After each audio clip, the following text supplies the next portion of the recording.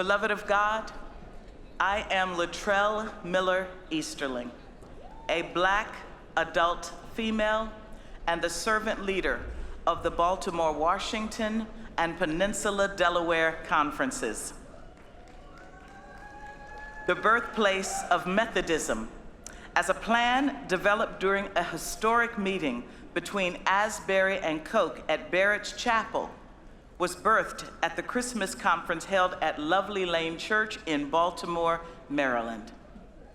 I am honored to be joined by Bishop Dottie Escobedo Frank, the resident bishop of California Pacific Conference, and Bishop James Jimmy Nunn, the resident bishop of the Oklahoma Conference and the Oklahoma Indian Missionary Conference. I sit before you as a third-generation Methodist, the daughter of Walter and Mary Miller, who loved this church and worked tirelessly to uphold her mission and ministry and poured their faith into their children.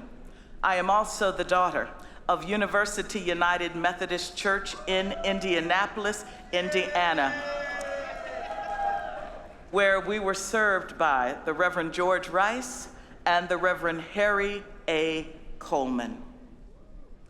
My heart verse: if you have raced with runners on foot and they have wearied you, how will you compete with horses? And if you stumble in a safe land, how will you manage in the thickets by the Jordan?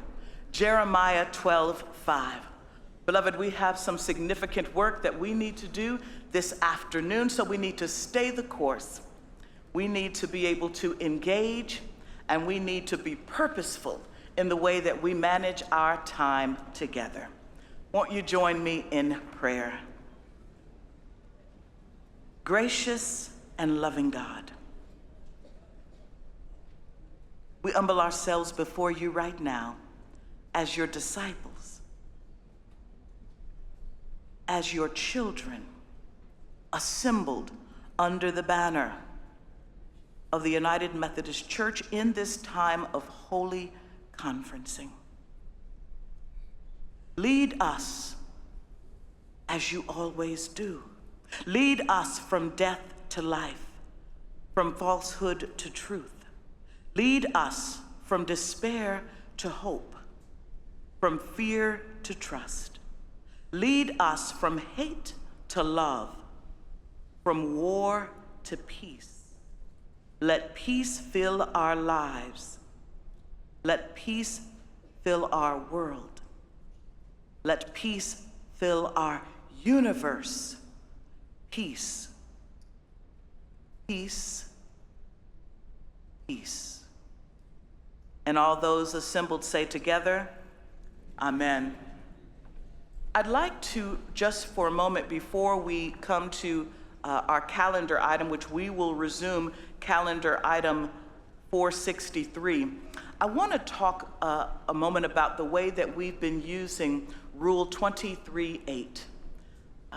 The rule states that it is appropriate to take time for prayerful discernment at the immediate moment. As I understand that term, discernment, that would allow the body a time to pray, to think, to process how the body might move forward before we take an action, before we take a vote. So if we could begin to use that particular rule in that way, I think it would be helpful for the body. And I make the commitment to you that before we close this session this evening, we will ask for a collective and corporate prayer to celebrate all of the historic things that are about to take place in this last session today. And so if we can operate in that way, I think that we'll be able to achieve another goal that we have, and that is to get as much of our legislative work done as possible. Amen? Amen. All right, and so again, when we started our break, we were on calendar item 463, and it was open for discussion. We suspended the rules and moved to limit ourselves to 2 speeches for and 2 against. So that means once we reach that threshold, the question will automatically be called and no one has to go to the microphone in order to enable that for us. We still have the same speaker recognition pool in place, and so the chair recognizes David Livingston of the Great Plains Conference, who rises to speak against. David Livingston, if you could come to microphone 4. All right, thank you. All right, then the chair recognizes Jerry Kula, comes to us from Liberia. He has a point of inquiry. So as you're coming, Delegate Kula, if you could be prepared quickly to share with us what your question is. And it says that you're close to microphone 1. Delegate Kula. All right. So if we can then clear the pool, we are looking for then speeches for or against calendar item 463. All right, there's no one in the pool at this moment. With no one in the pool, then we can move to a vote. All right, so if we'll get that ballot prepared.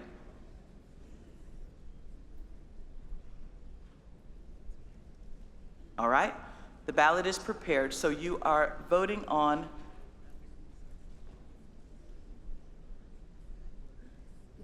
all right, the maker of the motion does not want to speak to it, so the pool is open. The item is open. You're voting on calendar item number 463. If you vote in the affirmative, you would support it. If not, you would press 2. Vote now.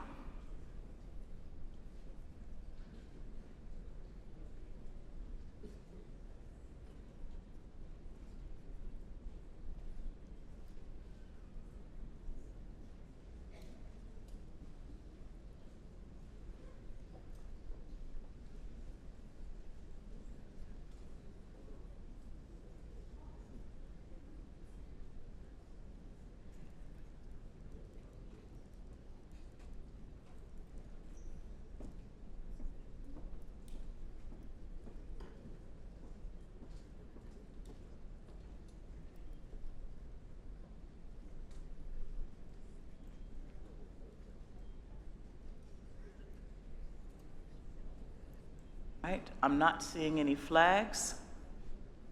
All right, so the ballot is closed. We could have the results. 461 voted in the affirmative, 60 voted against. The calendar item does carry. Thank you. All right, we'll ask the committee to present the next item.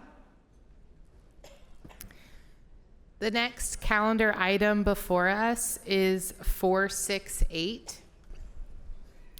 Calendar item 468 can be found on page 2180 of the DCA and page 1640 of the ADCA, petition 20904.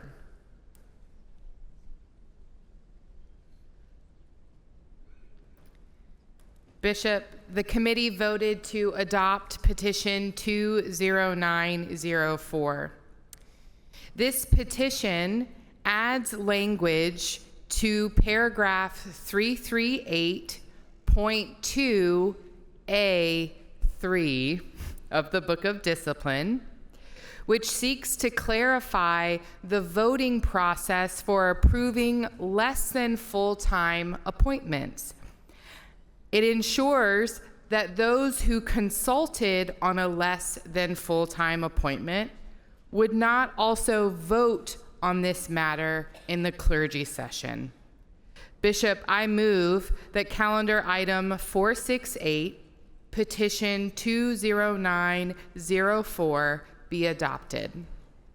Thank you. It is moved to adopt calendar item 468. And so the question on adoption is now before you. You may register to speak. Is there any discussion? And as we're waiting to see if you populate the pool for discussion, we have an other parliamentary inquiry. Delegate Horn, Odell Horn of North Georgia, if you could come to microphone 5 and share your question with us.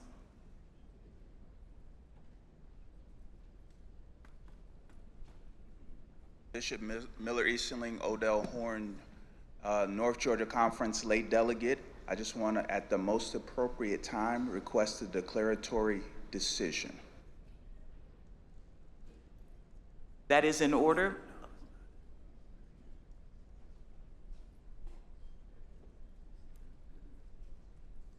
Bishop, I request. Okay. I'm sorry, if you give the chair a moment, please. Yes, ma'am.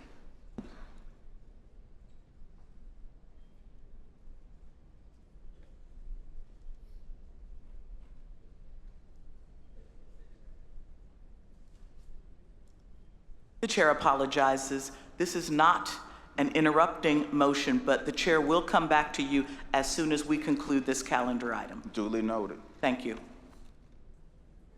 So again, we're looking for speeches for or against calendar item 468.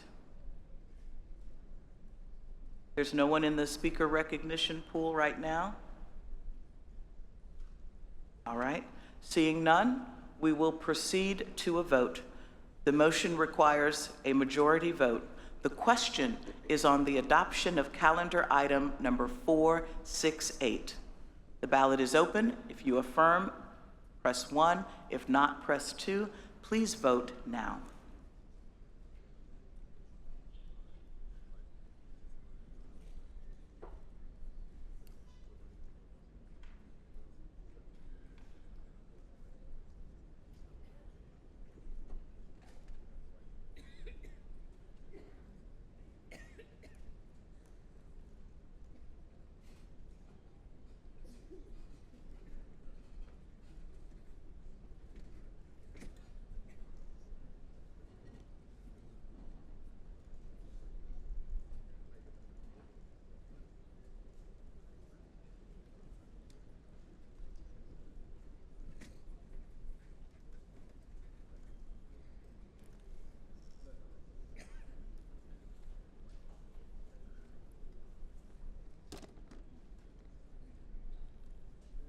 All right.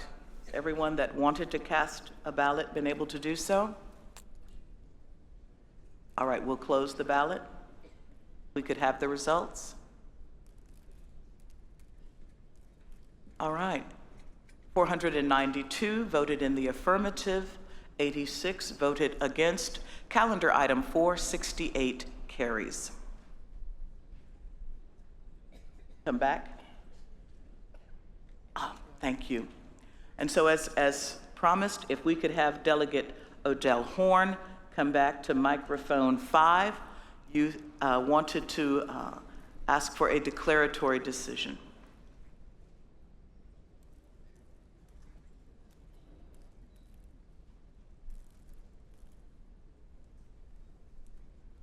Thank you, Bishop. I'm requesting the Judicial Council to determine the constitutionality of paragraph 543.7 as amended by petition number 21040 found on ADCA page 1303. All right, is there a second? All right, we have a second. Will you please state the reason for the declaratory decision? I'm requesting a decision on regional conferences delegating authority to annual conferences based upon church law, the legislative function, and the Judicial Council has repeatedly held that such legislative authority may not be delegated. All right. This motion is not debatable, and so we will proceed directly to a vote. The question is on the adoption of the motion that the General Conference request a declaratory decision from Judicial Council on paragraph 543.7 as amended by petition 2140, found in the ADCA on page 1303. It will require a 1/5 approval of the body or 20% of the General Conference to be adopted. If you wish to support the request for a declaratory decision, please press 1. If you do not wish to support the request for a declaratory decision, please press 2. You may vote now.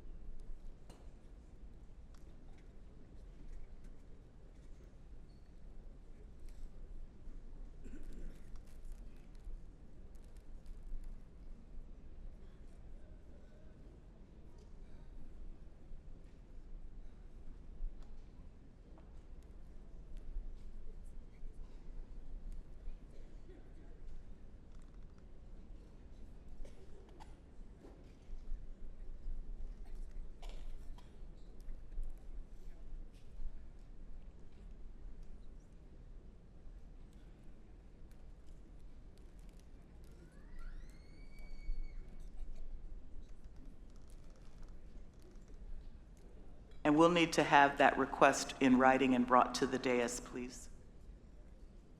The vote is now closed. We have the results.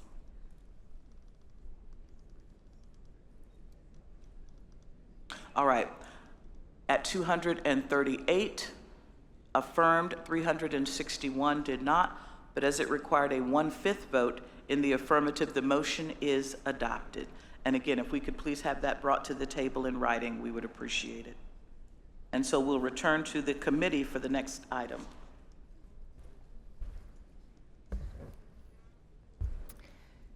The next calendar item is 555, which can be found on page 2237 and 2238 of the DCA and page 319 of the ADCA, petition 20070. The committee voted to adopt petition 20070 as amended.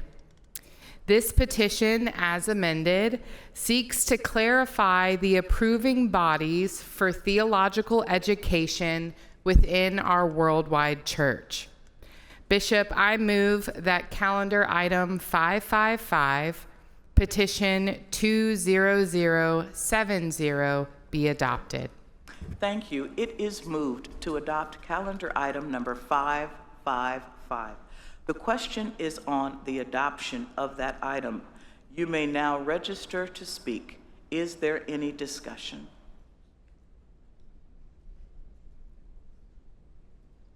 I'll just state that as of right now, there's no one in the pool, but we'll give it a moment.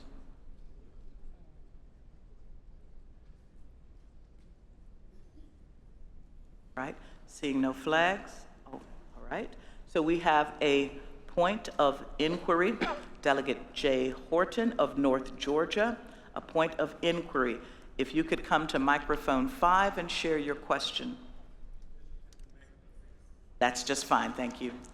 Jay Horton, North Georgia, laity, young adult, he, him pronouns, white, male.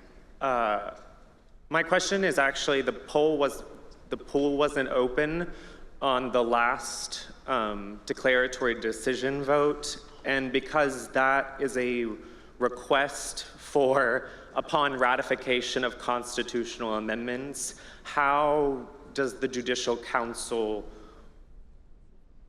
make a decision when there are constitutional amendments pending ratification? All right, give us just a moment to confer. Thank you for your question.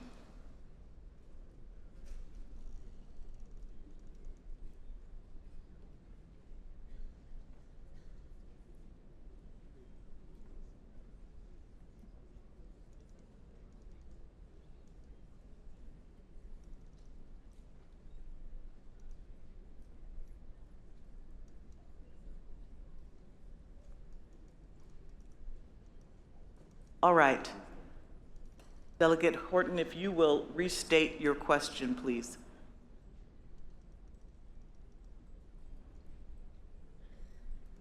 Microphone 6. Yes, my question is that the petition we were requesting a declaratory decision on Yes. is, the way I understand it is based on a ratification of constitutional amendments. And so I don't understand how the Judicial Council can make a decision based on our current constitution on that. All right, again, give us just a moment to inquire.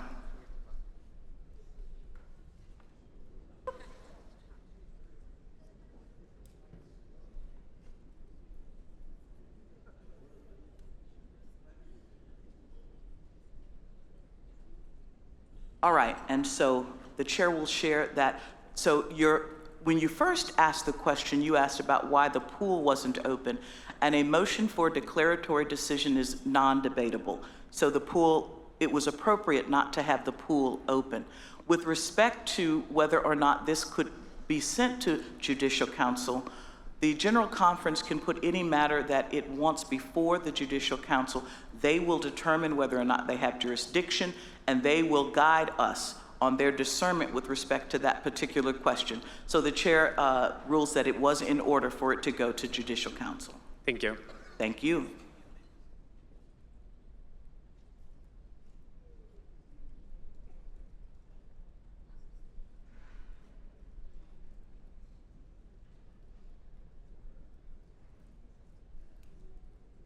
And again, by way of trying to facilitate our work, if there's a point of inquiry, if it could be germane to the matter that is before the body at the moment, that would really help us to be able to process our work. All right, so thank you. Now we have a speech 4, and that is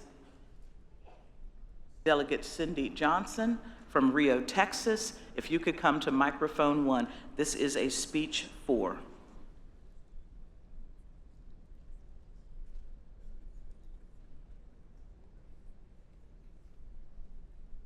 I apologize, I did not press it. All right, very good, thank you. Then the chair will call on Emily Allen with a point of inquiry from California, Nevada. Emily Allen, if you could come to microphone 5 and state your question. Emily Allen, California, Nevada Annual Conference. I apologize, I am consulting 3 very large books at once. Okay. That's all right. We previously, as a body, adopted calendar item 22, petition 21039.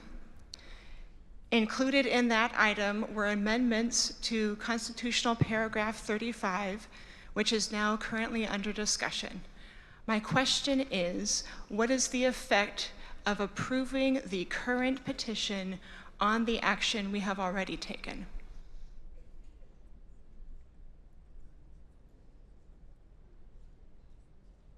All right, I'd ask the committee to respond to that question. Chair would ask the committee to respond to that question. We may need it restated, but let's... Yes, please. All right, if we could have that restated, please, Delegate Allen. Thank you. Our normal practice is for each petition to affect only one paragraph of the Book of Discipline. In the case of calendar item 22, it affected many paragraphs, constitutional paragraphs. One of those paragraphs was paragraph 35.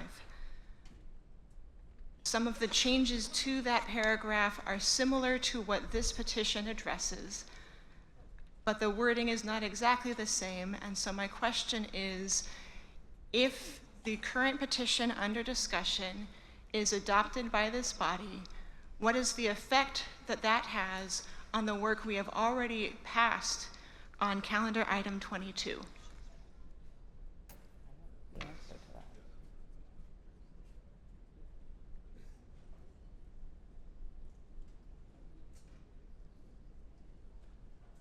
The chair would like to recognize the secretary.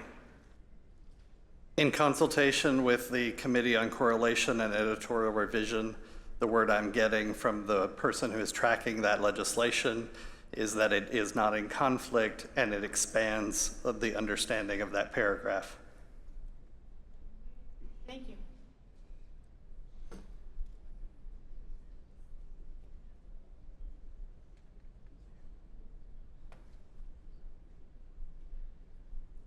All right, there's no one in the pool wishing to discuss the matter, so we will move to a vote. We could have the ballot. All right. We're moving to vote on calendar item 555. If you affirm it, you would press 1.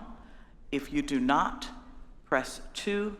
This is a constitutional amendment, and therefore it requires a 2/3 vote. Please vote now.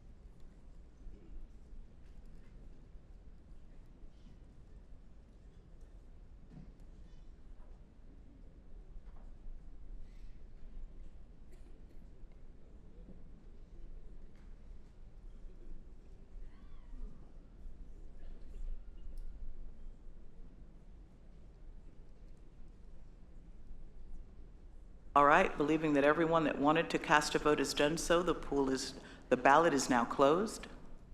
We'll have our results. With 547 voting in the affirmative, 99 voting to the contrary, there is a 2/3 majority, and the motion is adopted. Calendar item 555 is adopted. All right. And so now, we thank the committee for their work. Now, the chair recognizes Lonnie Chafin to come and bring the proposed items before the body. Thank you, Bishop. Hello, General Conference. The Conferences Committee was led by a very talented group of people. Katie Simpson was our able secretary. Subcommittee chairs Ginger Gaines Sorelli, Isa Duna, Dexter Cibales, and Jan Nelson. Subcommittee secretaries included Joshua Shaw, Derek Scott, Emily Allen, Sandra Olwine, and Allie Scott. We're very grateful for all their contributions and excellence of work. The committee vice chair, Ande Emanuel, will present this item on our behalf.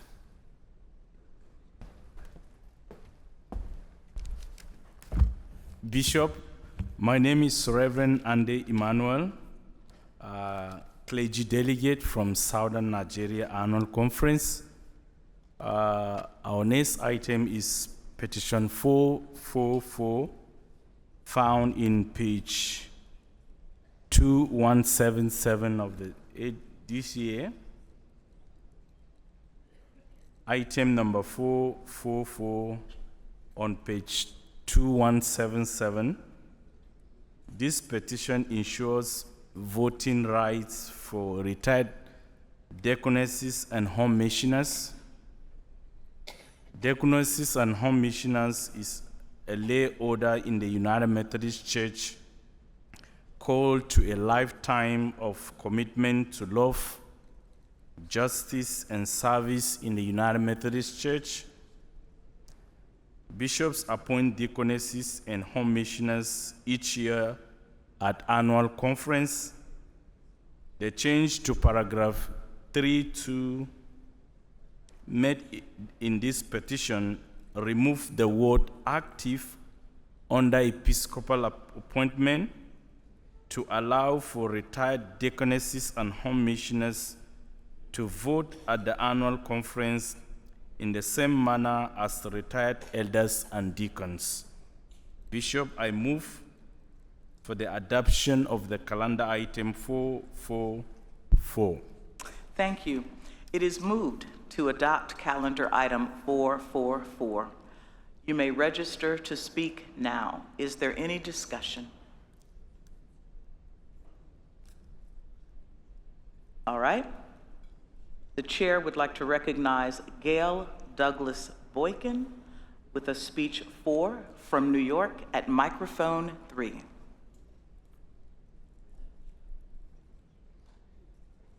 Good afternoon, Bishop.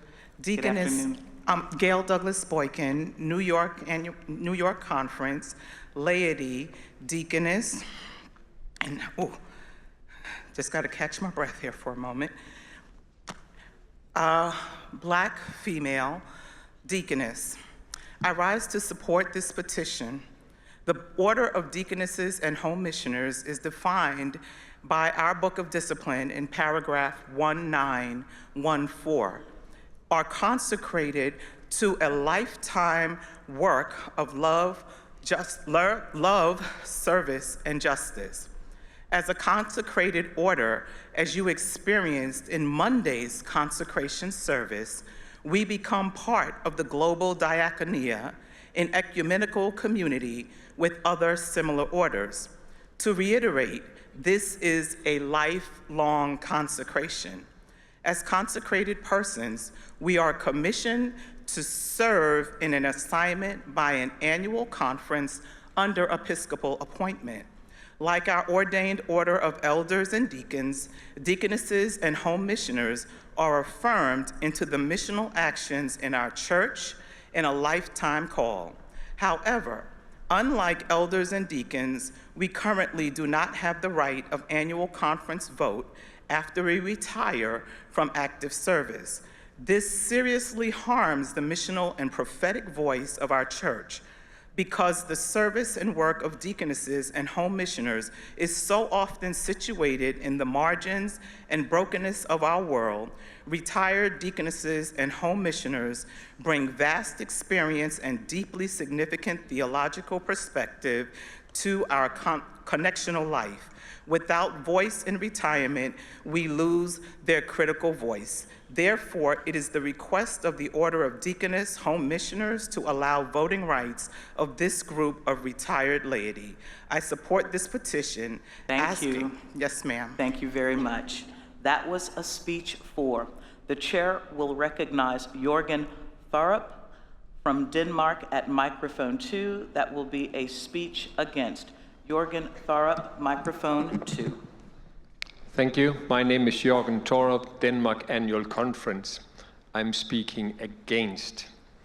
Not because I am not in favor of the intent of this motion, I am really, but of technical reasons, I am afraid of all the amendments to the constitutions we are sending to all the annual conferences this time.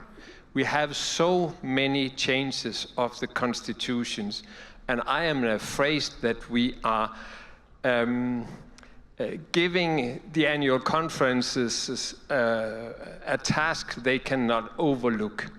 So I think not it is needed to take this change this time, save it for the next General Conference. Thank you very much. The chair recognizes David Koch, microphone 5, from Eastern Pennsylvania with a point of information or inquiry. As you come to microphone 5, if you could state your question, please. Yes, thank you, Bishop. Dave Koch from Eastern Pennsylvania, white male, getting older by the minute. I was wondering, will these, if this passes, will these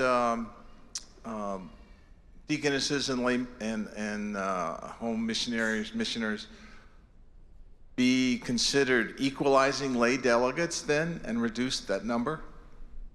I turn to the committee to answer that question. I would invite my chair to answer this question.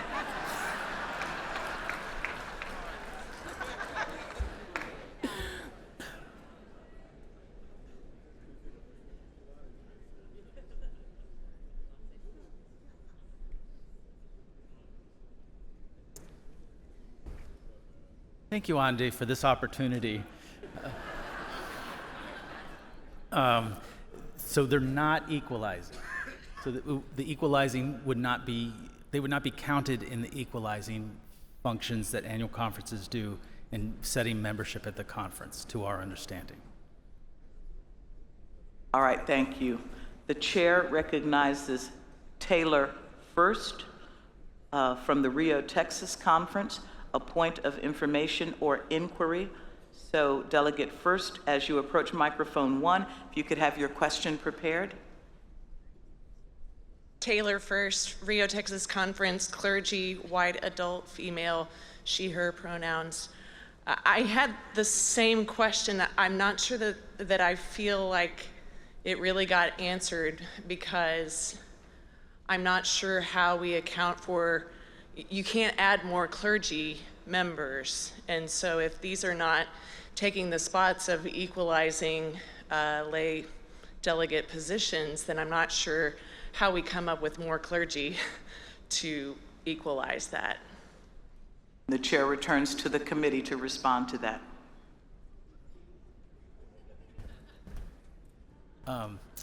So we have learned that these would be counted as lay persons and automatically offered annual conference presence, and that would reduce the number of equalizing lay members necessary for the clergy. So the clergy will be equalized in equalizing lay members, local church lay members, and home missioners and deacons, deaconesses.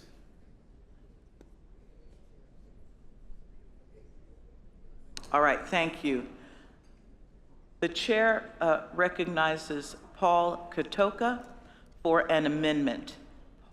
Delegate Paul Katoka from East Congo, microphone 4. If you could have your amendment ready, and if you have not already done so, be prepared to deliver it to the dais that we might be able to have it and work with it as well.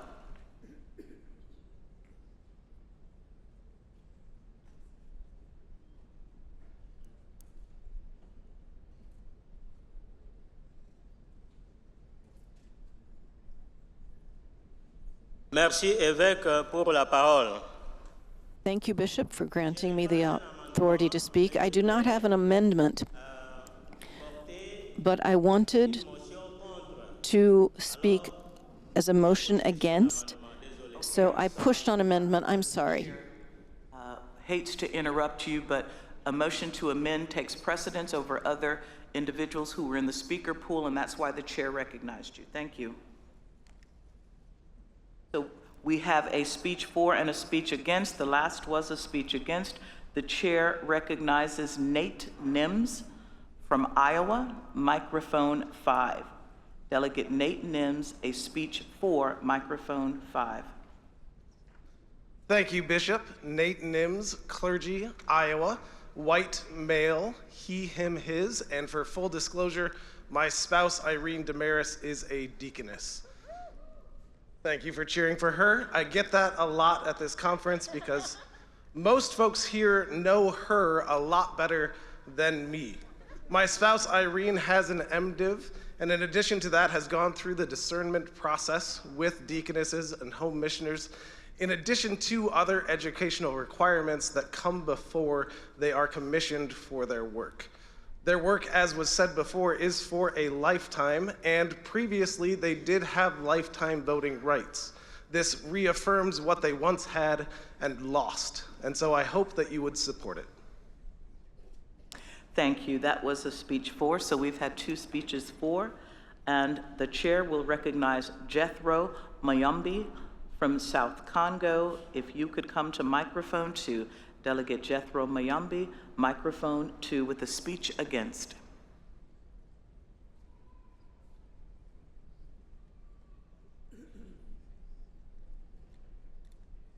Thank you, Bishop, for the word. I'm Jethro Muyombi. I think it's easy Muyombi, not Mayambo. From South Congo. Thank you. Lay. Bishop, I want to speak against this petition. Why? Because I see in our church many lay, those who they don't want to go at university for theology, but after some time they want to become a pastor, so they want to take the shot. I think that is not having sense. We have a two statute. You are clergy or you are lay. So why we need to answer this petition? I think it's easy if you are saving like diacre, as we say it in French. So you can be voted like a delegate as lay, and you participate in the conference, the general conference, or to the other activities. So I didn't find any reason why we needed to insert this. That's why I requested the general conference to vote no. Thank you. Thank you, and forgive the chair for mispronouncing your name. All right, so we have had 2 speeches for and 2 speeches against. According to our rules now, we can proceed to a ballot, but before we do so, the chair will ask Delegate Manuel if he would like to have a final word. We have already said it here that the order of home missioner and deaconess offers services to us, and after their retirement, they are just redundant despite all the service they have rendered. So this petition before you will offer them some sense of belonging, and we encourage you to adapt it. All right, thank you. And so we will proceed to a vote on the pending motion. The chair would like to inform the body that in the pool there were 6 individuals wishing to speak in favor, 1 against, no one proposing an amendment. And so now we will proceed to a vote. If we could have the ballot. If you support calendar item 444, you will press 1. If not, you will press 2. Please vote now. And I will share that this is a constitutional amendment requiring a 2/3 vote.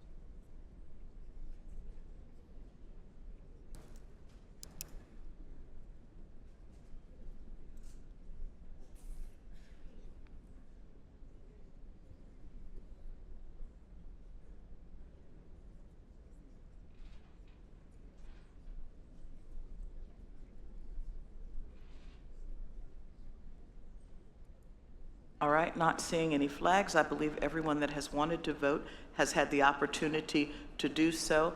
The chair will close the ballot, but before we show the results, because this requires a 2/3 majority, we want to be meticulous and check our math. So the ballot is closed.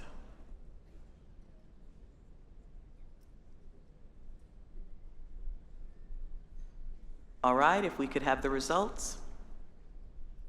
With 422 persons voting in favor and 248 voting against, again, remembering that it required a 2/3 majority, it does not pass.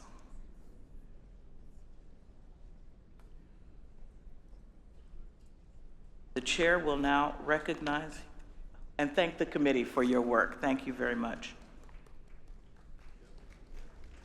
It's appropriate to celebrate them and thank them for their work. Amen. The chair would like to remind Delegate Odell Horn that we still do not have your motion form for the request for declaratory decision. If you'd please ensure that that comes to the dais. Would appreciate it. Chair now recognizes April Casperson and Eric Swanson to bring the next item before the board. Good afternoon. My name is April Casperson. I am clergy and ordained deacon in the West Ohio Conference in the United States. Adult, female, multiracial. My pronouns are she and her. I want to again thank the Higher Education and Superintendency Legislative Committee, the executive leadership, as well as the thoughtful and committed voting body. The item before us is calendar item number 291. Calendar item 291. It is found in the DCA on pages 2158, again on 2235, and 2239 of the DCA, again found in the DCA on pages 2158, 2235, and 2239 of the DCA. The petition number is 20296, mandatory retirement for bishops. The page is 973 of the ADCA. The full committee voted unanimously in favor of this petition. The desire of this petition was to align the mandatory retirement age of 72 years of age to a maximum service window of a bishop without going over the age of 72. And that is the rationale of changing birthday to the first day of assignment and closing the gap that the July 1 date previously set. This petition came from a heart of harmonizing our existing elder retirement date to the Episcopal start date. The item is now before us, Bishop. Thank you. It is moved to adopt calendar item 291. The question is before the body. Please register in the pool if you desire to have discussion.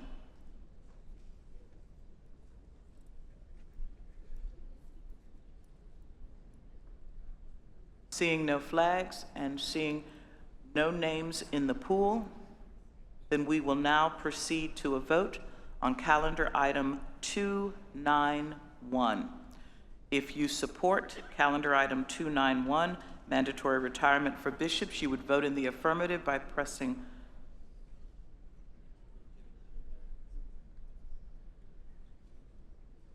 all right. If you vote to support that, you would press 1. If you do not, you would press 2. The ballot is open. Please vote now.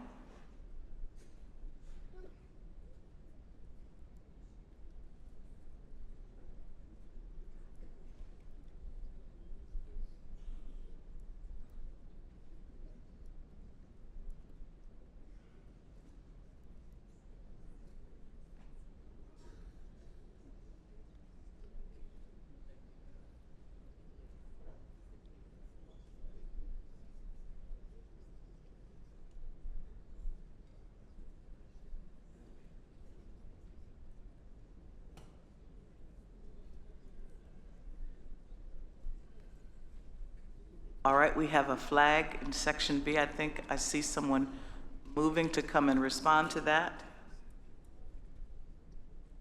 All right, and there's a flag in section D. Appreciate the pages and others helping us to resolve these technical difficulties.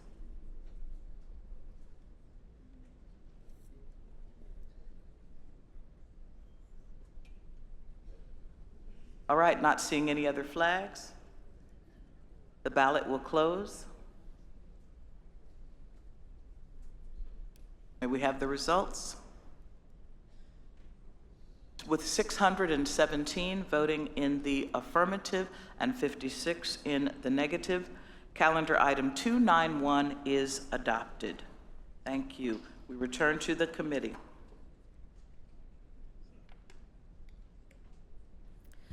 Our next item before us is calendar item 457. Calendar item 457. It is found on the DCA on pages 2178 and 2179, pages 2178 and 2179 of the DCA. The petition number is 20968, and it is found on page 1614 of the ADCA. The committee voted to adopt this petition as amended. The desire of this petition is multi-layered.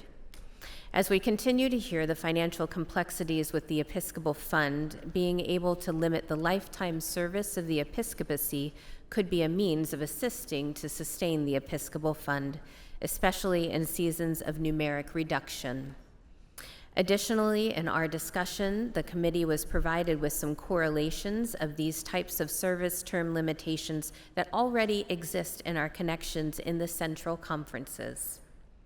This petition also presents the opportunity for perhaps newer, younger, and more diverse leaders to continue to offer themselves in service to this office for a season, and when their service has concluded, they are able to return to the order of elders and serve the church in their remaining years of ministry in varying capacities, understanding that calls may evolve. The item is now before us, Bishop. Thank you very much.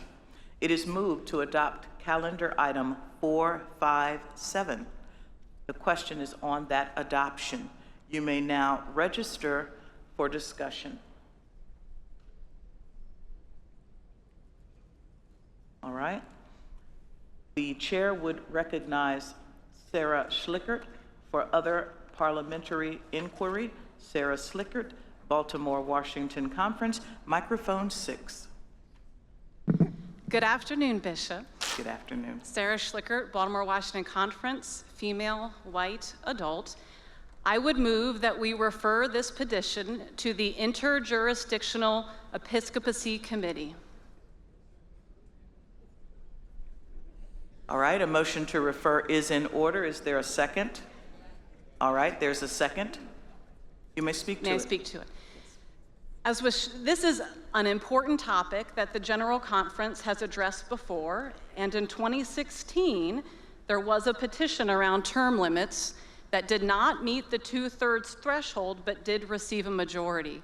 But we have a lot of significant work before us this year, including, as was mentioned earlier, significant constitutional work to be done in the annual conferences around regionalization. As our Interjurisdictional Episcopacy Committee becomes more active, this feels like an appropriate topic for them to refer and come back to the General Conference next time we meet. All right, thank you. The chair asked the tech team if you could please clear the pool that we might be able to adequately address this motion to refer. It is moved and seconded to refer calendar item 457 to the Interjurisdictional Committee. In a moment, we'll open the pool. If you desire to speak for or against this motion to refer, please be prepared. Register in the pool. All right, you may do so now. The chair recognizes Forbes Matanga with a speech against from West Zimbabwe. Forbes Matanga, microphone 4.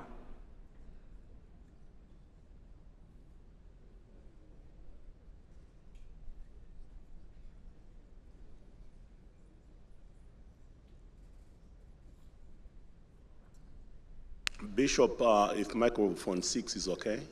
Absolutely. Thank you very much, Forbes Matonga, West Zimbabwe Annual Conference, a male.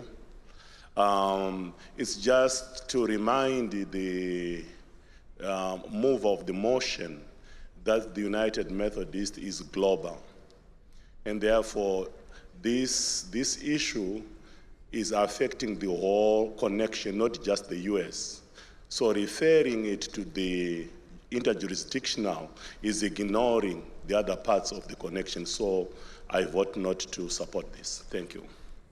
All right, that was a speech against. The chair now recognizes Bonnie Marden from the New England Conference, a speech for. Delegate Bonnie Marden, microphone 1.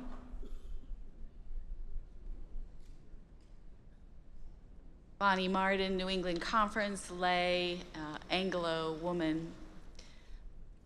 As the Finance Administration folks have begun to look at this petition as it comes to the body, there's a fair number of questions arising about the implementation.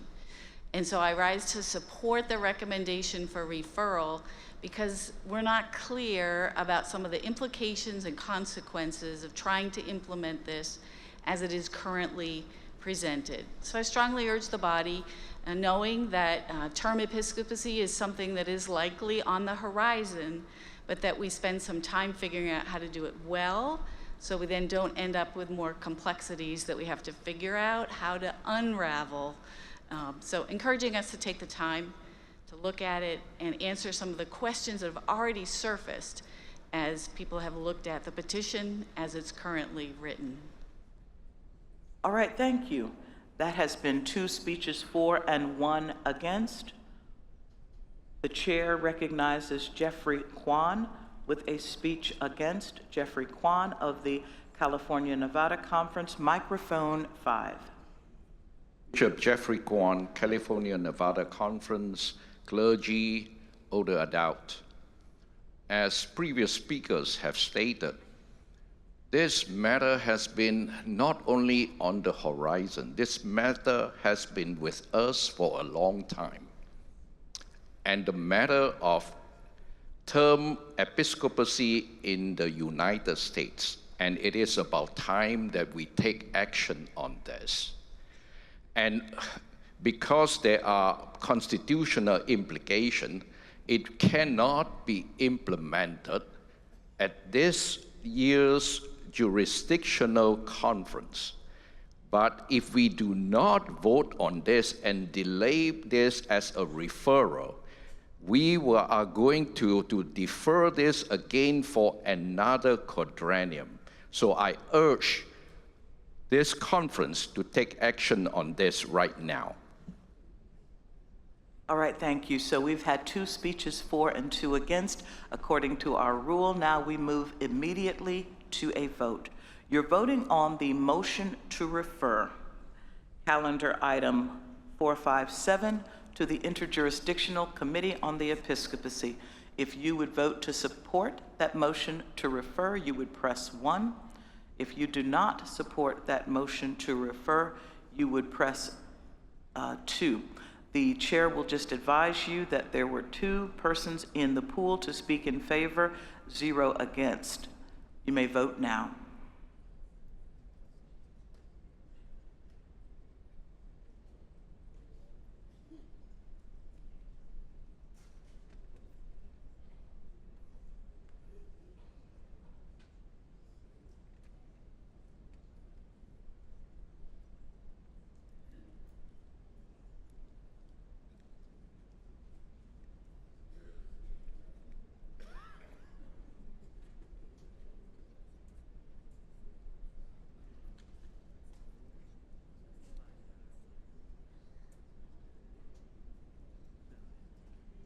All right, yeah, the chair's trying, okay, I think that's just someone fanning, all right.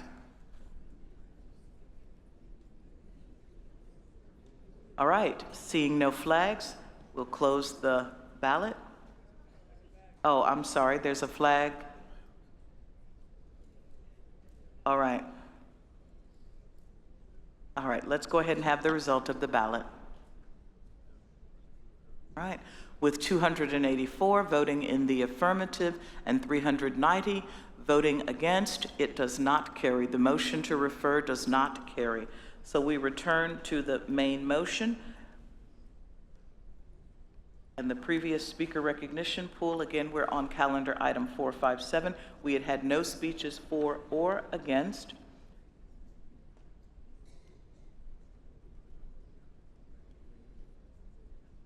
And so the chair would like to recognize Jeffrey Kwan with a motion to amend. Jeffrey Kwan, microphone 5, California-Nevada Conference.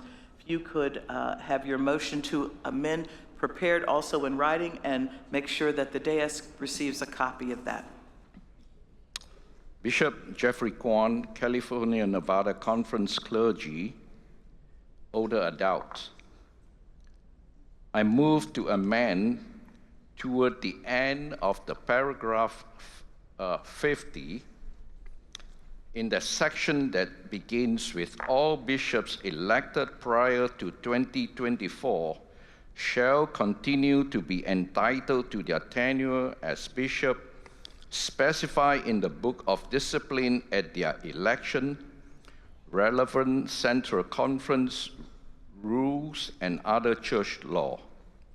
Bishops who have completed their term of service shall become clergy members of their annual conference of their choosing, and this is where I would move to add the words after choosing, comma,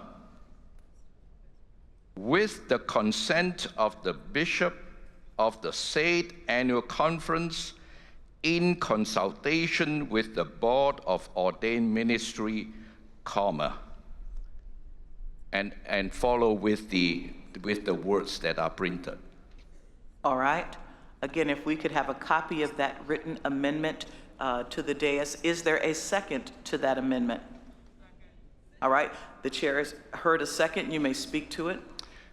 Bishop, this amendment is intended to bring the petition in line with two other paragraphs in the Book of Discipline, paragraph 347 regarding transfer from other annual conferences, and paragraph 635.2, where the transfer of clergy from one conference to another, or clergy joining one conference, would need the consent of the bishop and the consent of the bishop in consultation with the board of ordained ministry. Thank you. All right. You've heard the amendment and the rationale. It is properly before the body as it has been moved and seconded. Are there speeches for or against? There's no one in the speaker pool at the moment. Is there anyone who wishes to speak for or against the amendment? All right. Seeing none, then we will move to a vote on the amendment. I don't know if the body needs to hear that read again. Again, we don't have a copy of it. Does the body need to have that read to you again? All right.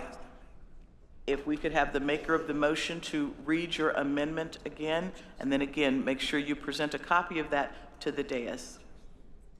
Just the words that you would like to amend would be helpful. The words that I would like to amend after choosing, comma, with the consent of the bishop of the said annual conference in consultation with the board of ordained ministry, comma. All right, thank you. Those who would vote in favor of the amendment would press 1. Those who would not support the amendment would press 2. The ballot is open. Please vote now.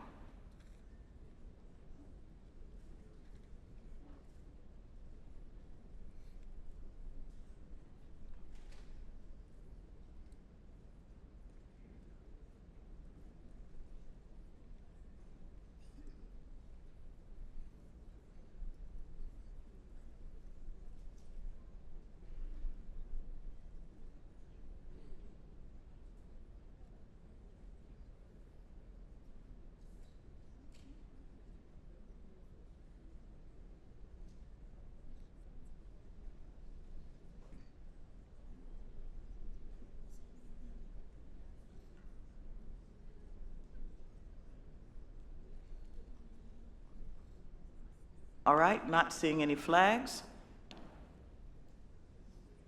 Ballot is closed. And have the results.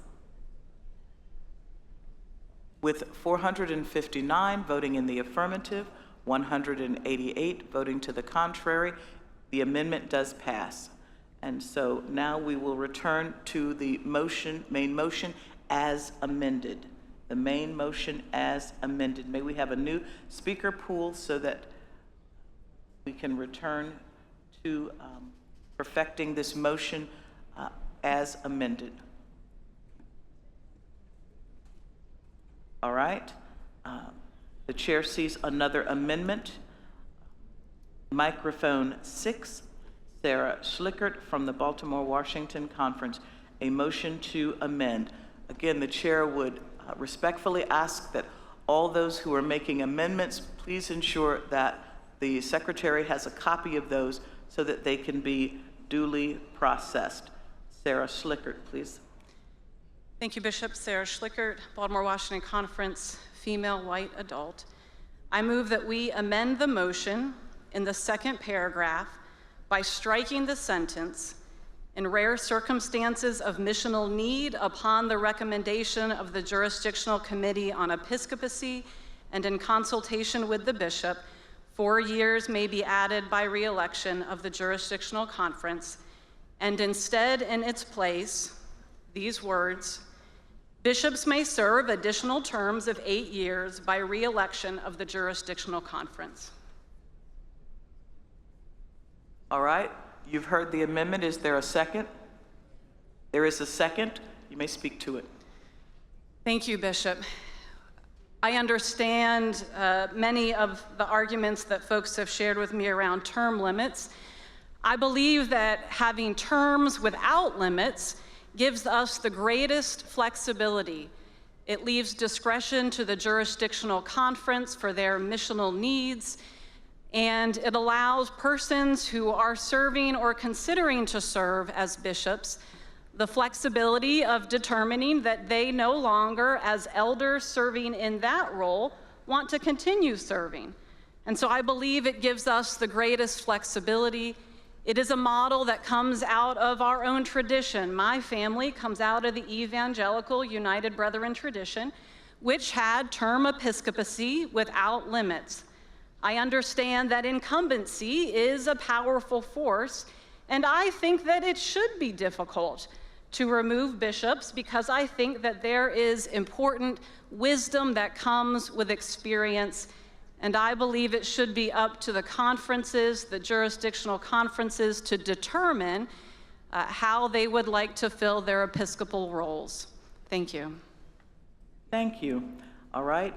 The chair recognizes Adam Hamilton. Please forgive me. That would have been a speech 4, and the maker of the motion has already offered a speech 4, and so the chair needs to recognize David Livingston, microphone 4 of the Great Plains Conference.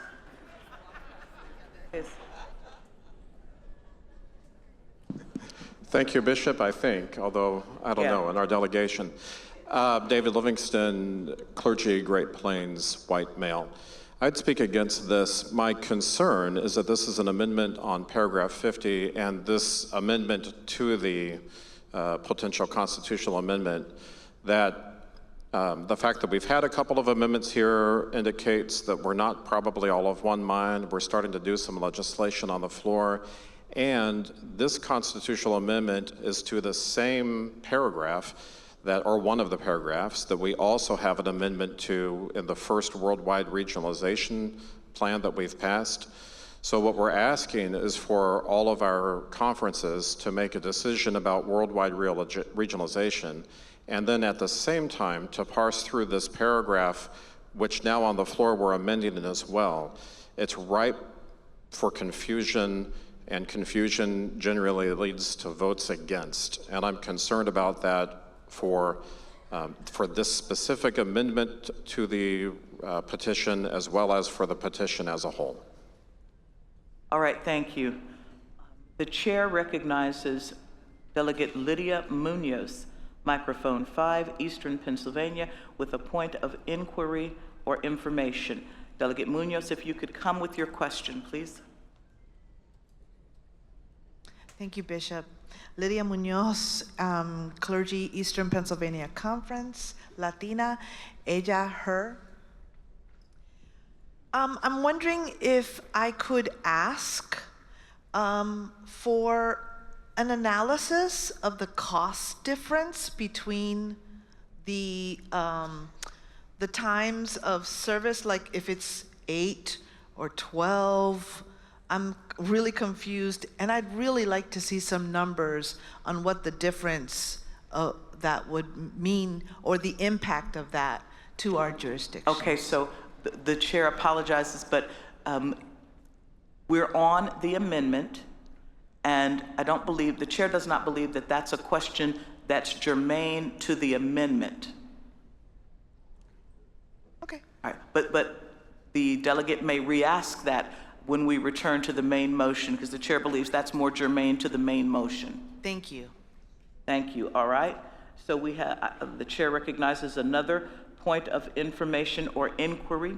Judith Kinniston of the West Virginia Conference, microphone 1. If you'd have your question prepared.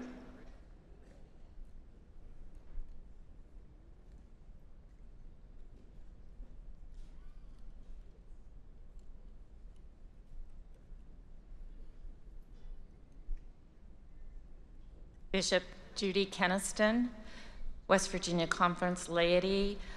I was trying to get out of the pool because I think it's the same problem that the former delegate had. All right, very good. Thank you. And so now the chair recognizes Delegate Adam Hamilton with a speech 4. Adam Hamilton, microphone 4, Great Plains Conference. Thank you, Bishop. Adam Hamilton, clergy, Great Plains Annual Conference, and with all due respect to my colleague from the Great Plains Annual Conference, I support this amendment. I like the idea of term limits. I think that can be important, but recognizing when I became a pastor, at year 4, I was just starting to learn the job. And so we're going to elect people as bishops, and they may be ineffective, and by 8 years, we'll figure that out, and they'll return to being elders.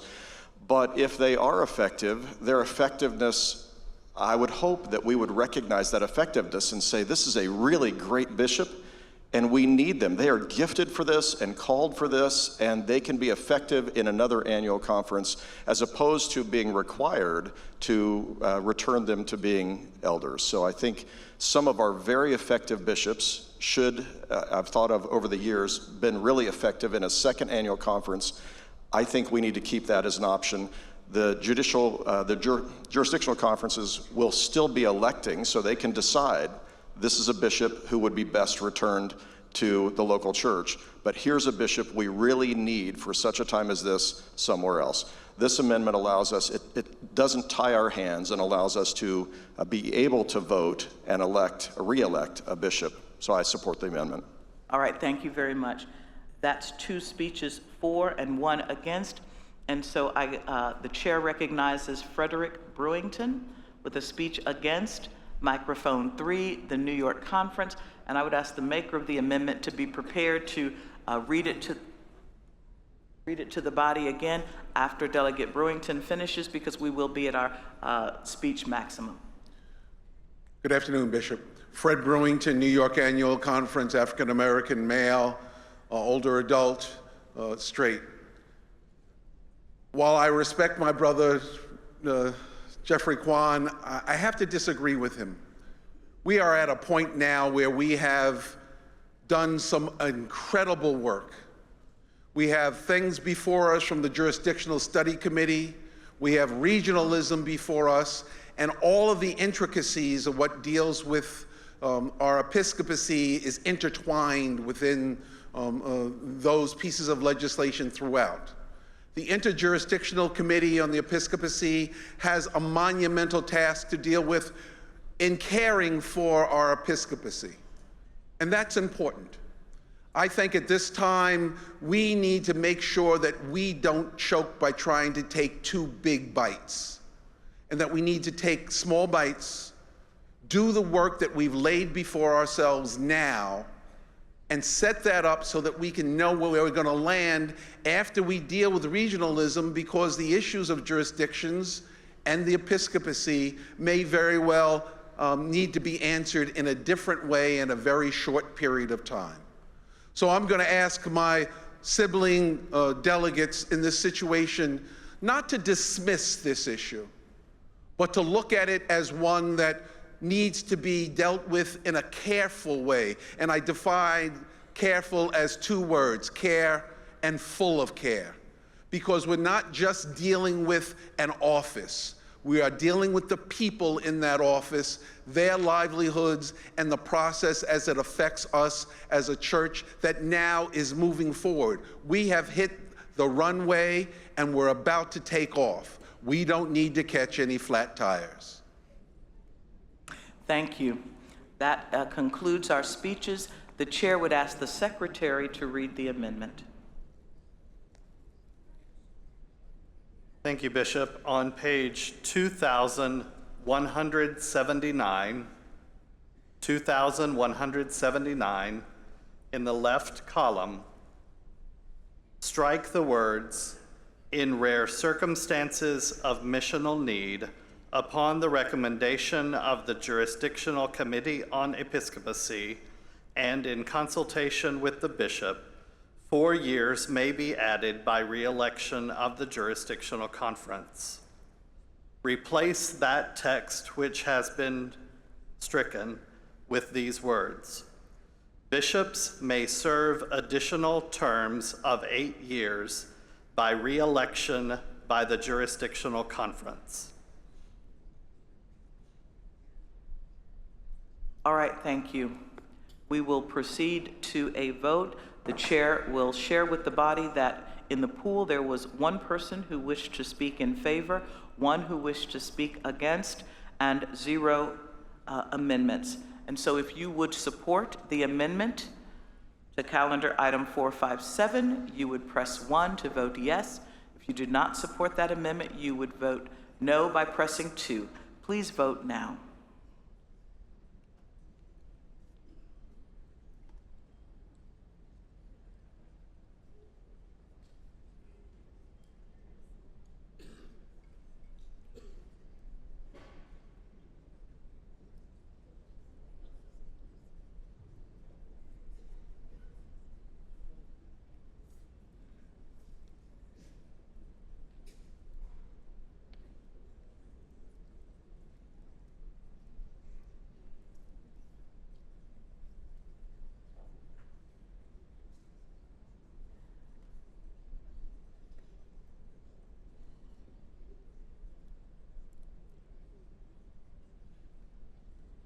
All right, seeing no flags, if we could close the ballot,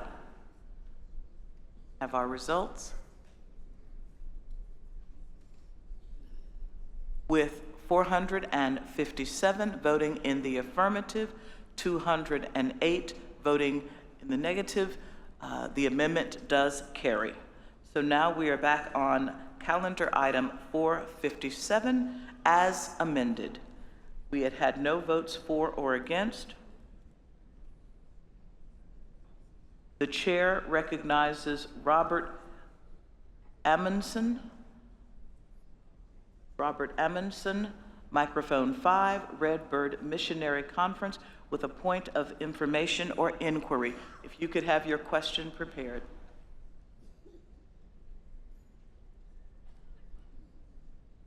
Good afternoon, Bishop. Robert Amundson, Central Appalachian Missionary Conference, formerly Redbird, white, male, adult, clergy.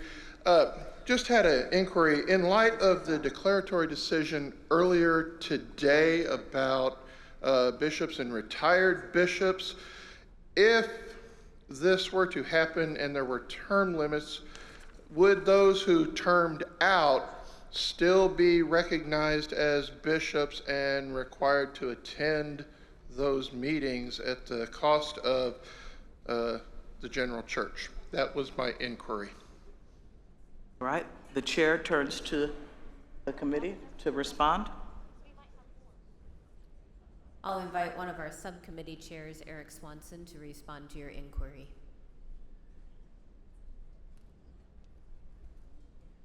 Good afternoon, Eric Swanson, Illinois Great Rivers, male, he, him. When considering this piece of legislation and you look at it in its entirety, the only corrections that come after the paragraph 50 amendments would be to paragraphs 408 and 411. Those are largely editorial and bringing the language in line with the rest of the discipline. Paragraph 409, which was ruled on earlier, is not included within this legislation as amended and brought to the body this morning or afternoon. All right, thank you. The chair recognizes Delegate Judith Keniston with a point of inquiry or information. Microphone 1, West Virginia. Judith Keniston. Thank you, Bishop. Judy Keniston, white laywoman, West Virginia. My question is similar. I'd like to know how the term limits on bishops affect the Episcopacy pension program in terms of contributions and benefits when a U.S. bishop becomes a serving elder in an annual conference. And I wonder if Andy Hendren is in the plenary and can come to a microphone to address this. I believe I see him moving toward microphone 4. And Delegate Keniston, you may have to repeat your question if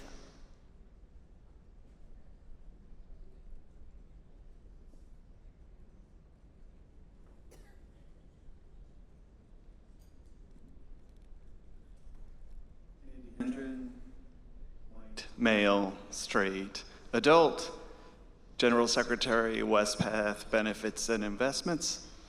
I think I understand the question. What would be the impact to bishops if, in their retirement, if they moved from the status of bishop back to an elder in an annual conference? Luckily, yesterday, you approved the new retirement plan, Compass, and I believe, and this is an off-the-cuff answer because I didn't expect this question, I believe that because that plan is purely a defined contribution plan with an account balance, that bishop service would be at their salary as a bishop. Their account would accumulate based on that compensation from year to year. And when they moved back to their annual conference, they would get the same sort of benefit based on their salary level plus the fixed dollar contribution plus the match. The only difference would be who would be remitting the contributions. For the plan sponsor portion, the church portion, when they're a bishop, it would be GCFA from the Episcopal Fund, and when they're back in their annual conference, it would be their annual conference plan sponsor. And that would be true for health insurance as well? Sorry, the chair apologizes to have to interrupt, but there's no follow-up question. All right. The chair recognizes Delegate Lydia Munoz, Eastern Pennsylvania Conference, microphone 5, with a point of information or inquiry.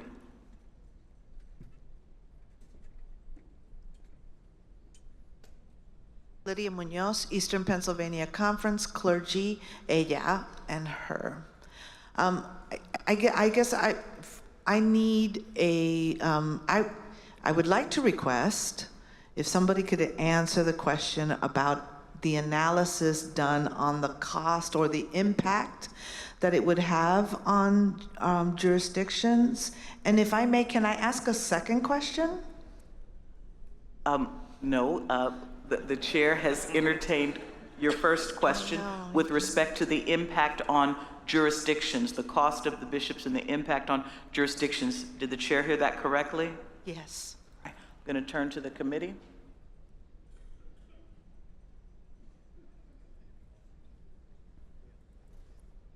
We did hear from GCFA during their time in with us, and I would invite them, if available, to speak to it more accurately than I can at this moment.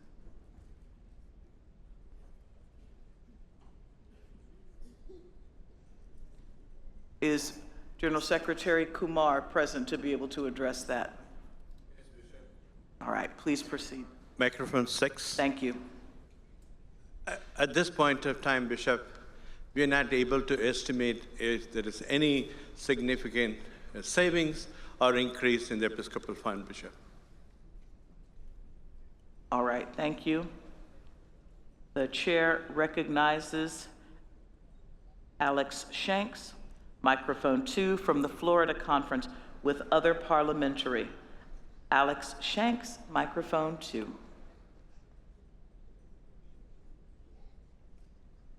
Thank you, Bishop. Alex Shanks, clergy from the Florida Conference, white male adult. I'd like to make a motion to table. If I'll have a second, I'll speak to it.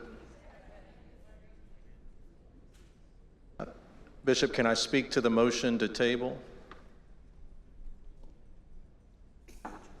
So if the delegate wishes to table this matter, can the delegate tell the chair what the emergency is or the rationale for tabling this? We haven't had any opportunity to continue to debate this. So, Bishop, I think a motion to table would help this body have more information. There's been a number of questions raised, and I don't think we have the information we need to make a proper decision. In addition, we've made multiple amendments to this petition. It would be helpful if we had the text of the amendments. In addition, in looking page 2179, the amendment as presented in the DCA has an error in it. It did not strike the words shall have life tenure, and so it's a little confusing as to what we are actually voting on. I think it would be helpful if we had information about how term limits impact the episcopacy in the central conferences. Why is this a constitutional amendment for the jurisdictions when the term limits are not in the Constitution for the central conferences? And the financial impact of having multiple elections every 8 years. All of this would be helpful information. So I move that we place this petition on the table so that more information can be gathered and we can properly vote on it with all the information ahead of us and a properly amended text so we know what we're voting on. Thank you, Bishop. All right, thank you. And so you've asked for a motion to table, but it really sounds like the maker of the motion would like to postpone this matter. Yes, and if ma'am. that's the case, then when would you, what would be the time frame of your postponement? Thank you for the correction. I apologize. It is a motion to postpone this petition until all of these answers and information can be gathered and until we can have a properly printed version of the amended text for us to vote on. All right, and so you're making a motion that it would be postponed until tomorrow and could be before the body again with all the pertinent information. Correct. Is there a second? All right, can we have the speaker recognition pool cleared so that the chair can determine whether or not there are individuals who want to speak for or against this motion to postpone? Is there any discussion? All right. The chair recognizes Delegate Ginger Gaines Sorelli, Baltimore, Washington Conference, microphone 6.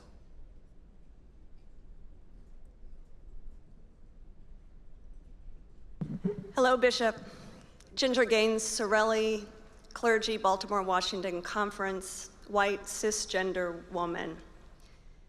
I vote in favor of tabling because we have indeed heard a number of our colleagues asking questions, needing more information, pointing out pieces that need to be cleared up or brought into alignment before we might fully be able to support what we are working on right now. There have also been serious considerations that I think I need to think more about that have been given voice to during this debate. I'm grateful for the things that we've heard from Reverend Hamilton, Reverend Livingston, Reverend Brewington, and just now from Reverend Shanks. I think a lot of what's been brought forward has been very helpful. So I would urge us to table this until we can have the full information and language that we need to really think about this very important conversation thoughtfully and fully. Thank you. Thank you. That is 2 speeches for. The chair recognizes Lauren Godwin, microphone 1, West Virginia, for other parliamentary inquiry. Lauren Godwin, microphone 1.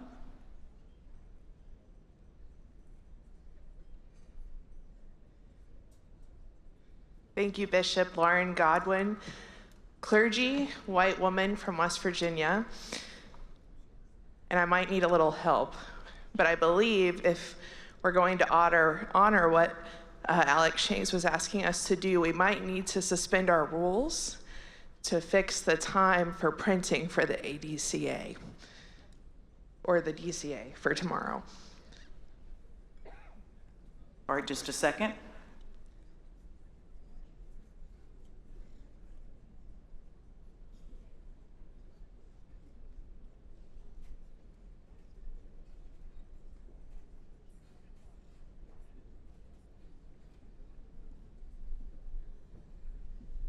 All right, the chair would like to recognize the secretary to share some critical information.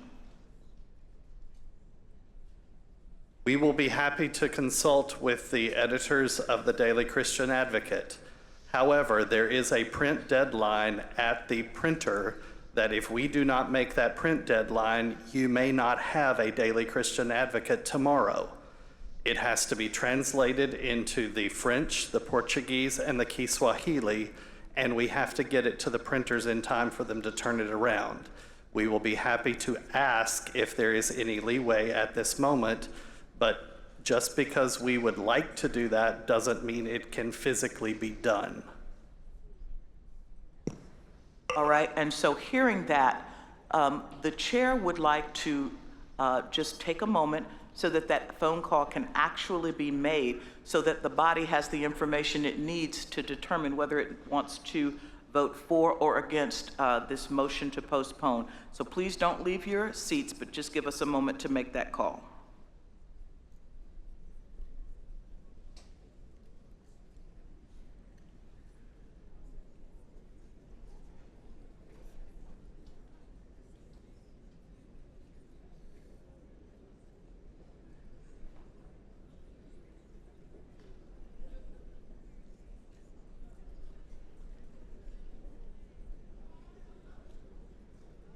All right, the chair recognizes Delegate Alex Shanks with a point of order.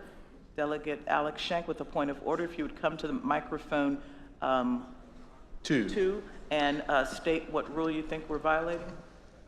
Well, it may not be a rule, Bishop.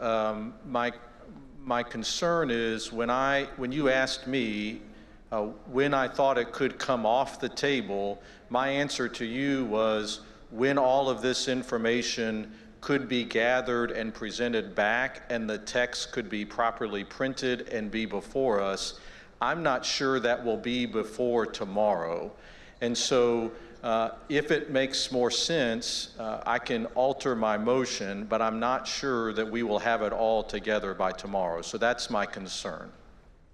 The chair understands.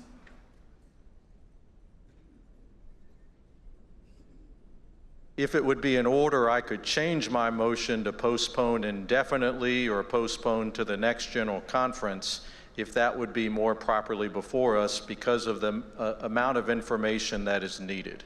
All right, the chair would like to return to our secretary to ascertain the information he was able to gather.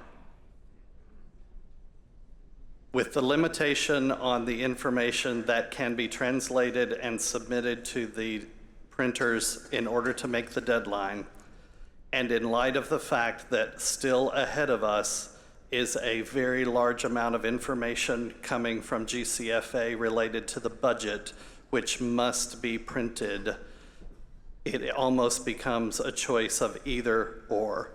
And if we need to make sure that the budget is available and before us, they do not believe that they can meet the deadline with both pieces of this information. So having received that information from the secretary, the delegate has indicated that he would be willing to modify the motion to postpone. Is that a formal request then to withdraw the motion to postpone? Yes, Bishop, I would withdraw the motion to postpone and instead make a motion to postpone indefinitely to the next general conference.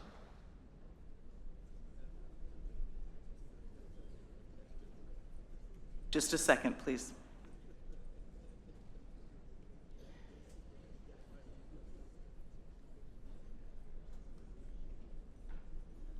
All right.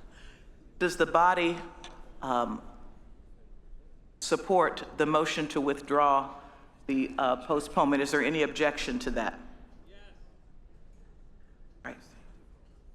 Then there is an objection. We need to vote then on the motion to withdraw. Can we prepare a ballot on the motion to withdraw? If you support the motion to withdraw, you would vote yes, press 1.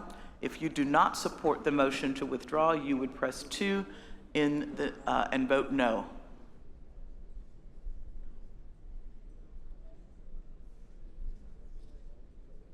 All right, give us just a second to prepare that ballot.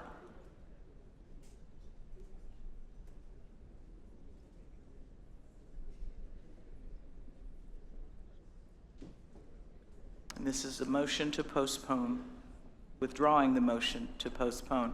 All right, the ballot is open. Please vote now.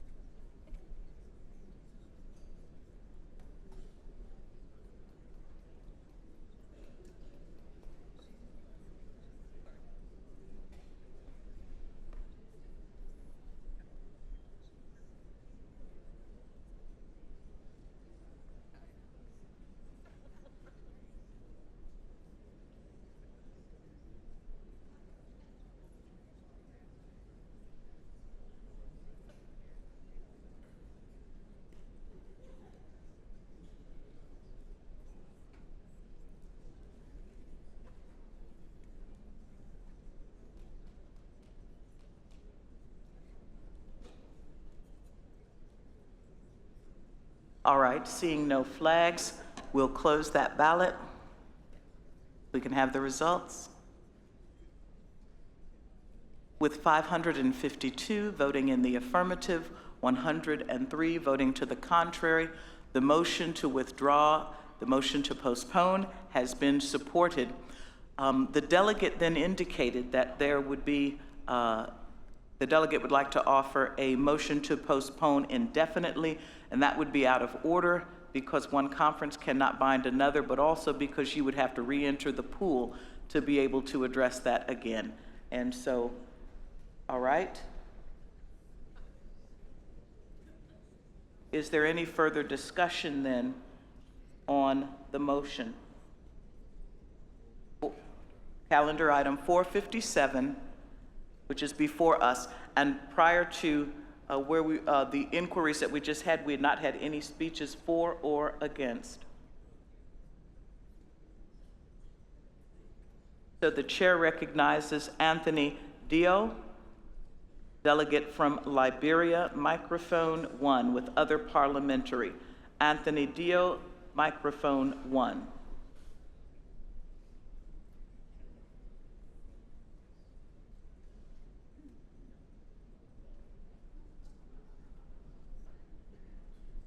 Thank you, Bishop.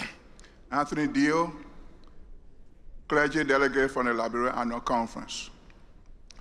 Bishop, I want to inquire regarding the jurisdictional committee. Do we still have jurisdictional committee in addition to this committee? That's my question. If the chair understands you correctly, I think you're saying there's an interjurisdictional committee on the episcopacy, but you're asking then, is there still jurisdictional committee on episcopacy that would handle episcopal matters for each jurisdiction? Is the chair correct? That is correct. Yes, we do. Okay, thank you. The chair recognizes Delegate Giovanni Arroyo, Baltimore, Washington Conference with other parliamentary. Microphone 6. Giovanni Arroyo, Baltimore, Washington Conference, clergy, Latinx, male. I move to refer this to the General Board of Higher Education and Ministry in order to report back at the next General Conference. All right, it has been properly moved and seconded. You may speak to it. It is very evident in our discourse this afternoon that there's a lot of questions regarding how do we navigate the questions before the body. The General Board of Higher Education and Ministry is the adequate body to continue this work, to explore and answer the questions that could help this body to be better in discernment of how we'll deal with Episcopal tenures and limited episcopacy. I have had a conversation with the General Board of Higher Education General Secretary if they will be open to engage in such process, and they're open to it. So I invite the body to consider us using our bodies that already exist within our church to engage in deeper examination of the proposal and to come back to this general conference in the future with a recommendation that is vetted and well-informed for us to decide on. All right, thank you. We now have a motion to refer properly before us. There's been one speech in favor. The speaker pool has been cleared. Is there any discussion on the motion to refer to higher education and ministry? All right. The chair recognizes Matthew Lafferty, microphone 5 from East Ohio with an amendment. Michael Lafferty, East Ohio, microphone 5 with an amendment.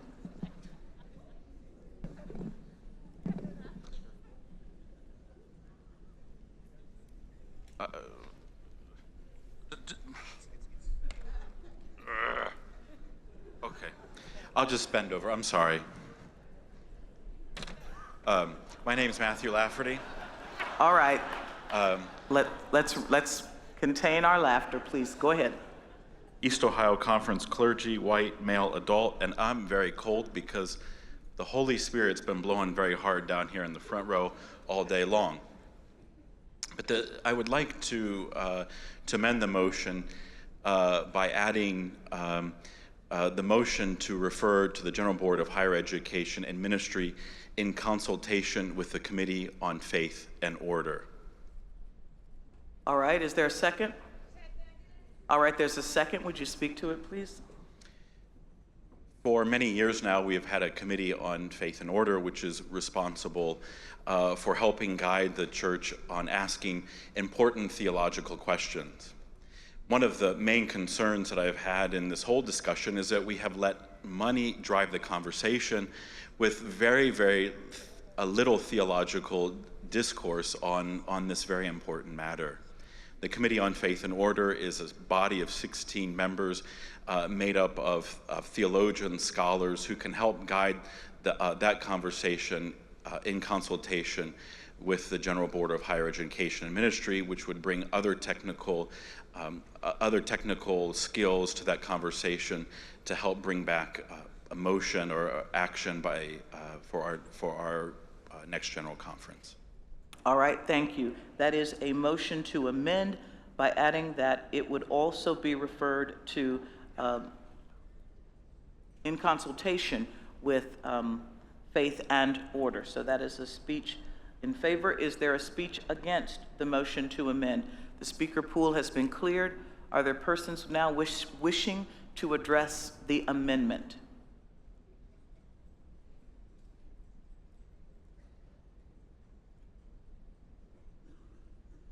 All right, and again, we need the forms from all parties who have made amendments. The chair recognizes Benita Rollins, microphone 5, East Ohio, with a speech for the amendment. Benita Rollins, microphone 5.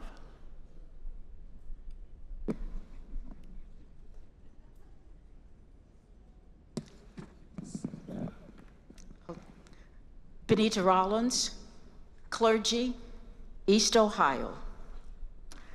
I stand to ask the body to be in favor of this motion. I do believe in this liminal time for missional needs, for flexibility, consistency, and for the flourishing of our beloved denomination.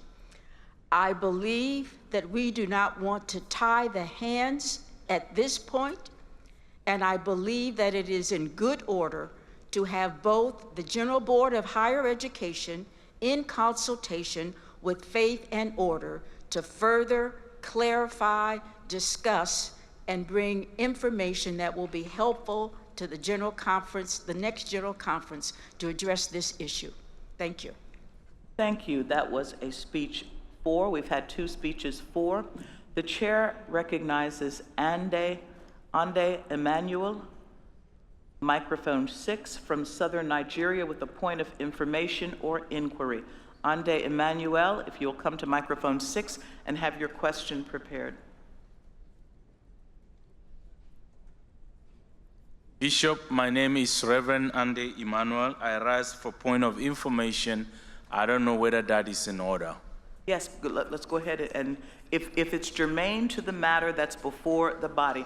Right now, we're dealing with a motion to amend to add in consultation with the Committee on Faith and Order. Is it germane to that matter? Well, Bishop, is not directly amended to this. It's regarding the full information that is going on. Okay, then the chair needs to stop you now. We need to address the matter that is before the body, which is the motion to amend to add in consultation with Faith and Order. Thank you, Bishop. Absolutely. After we finish, it might be appropriate to come back to your inquiry. All right, we've had 2 speeches in favor. The chair recognizes Kim Janae. I'm sorry, against. The chair recognizes Scott Brewer from Great Plains Conference, microphone number 4. Scott Brewer, microphone number 4. Thank you, Bishop. I rise to speak against the motion to amend. Speaking as a proud former general agency bureaucrat for 15 years, I believe that this unnecessarily complicates a process of bringing back to the next General Conference a matter that we have now debated, I think, for the 5 last General Conferences that I have attended. I believe GBHEM will, in their work, certainly consult with not only the Committee on Faith and Order, but with other agencies as well as the Council of Bishops. I would encourage folks to try to simplify this process so that we can move on and come back in 4 years, God willing, to consider how we wish to act on whatever is recommended or brought before us. Thank you. Thank you. That was a speech against. We've already had 2 for. The chair would recognize John Seth, Western Pennsylvania Conference, for a speech against. Microphone 1, John Seth.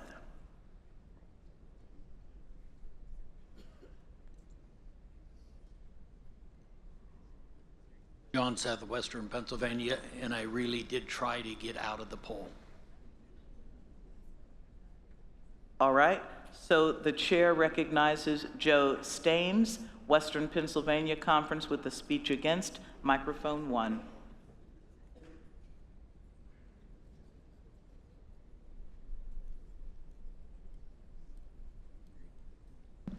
Joe Staines, Western Pennsylvania, clergy, male, older adult.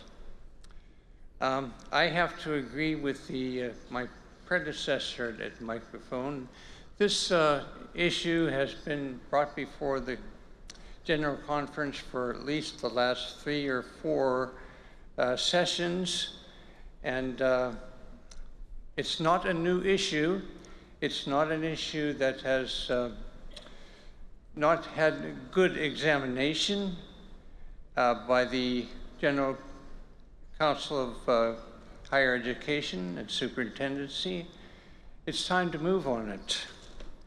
I'd like to offer some information too that I suspect many of our delegates, especially U.S. delegates, probably don't know and would not hurt for them to hear now rather than 4 years from now. This is an issue that has been really runs deeper in our Methodist roots than many know.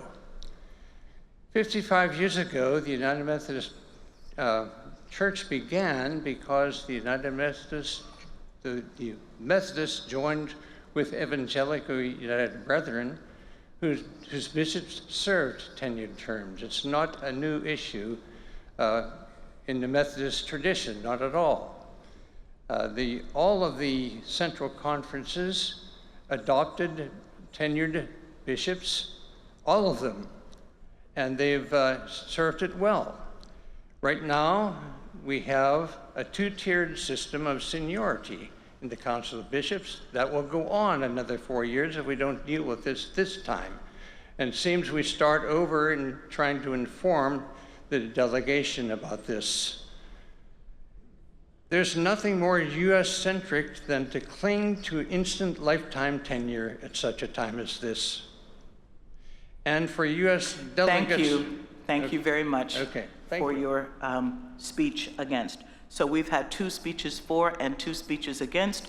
We move directly to a vote. The chair will share that in the speaker pool, there was 1 person to speak in favor and 0 against.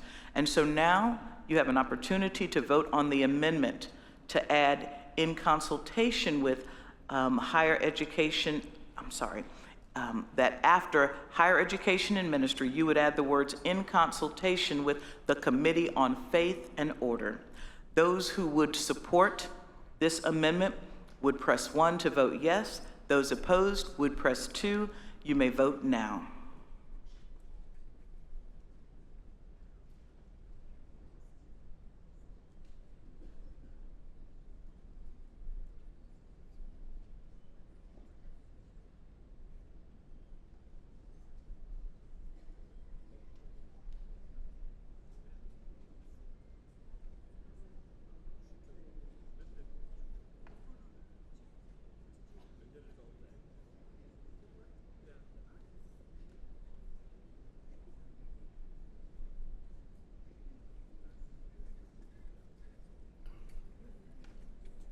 All right, I'm not seeing any flags. I believe all that have wanted to vote have been able to do so. Will you close the ballot, please, and then we'll have our results. With 404 voting in the affirmative, 248 voting in the contrary, your motion to amend carries. If we can clear the speaker pool now, we'll go back to the motion to refer.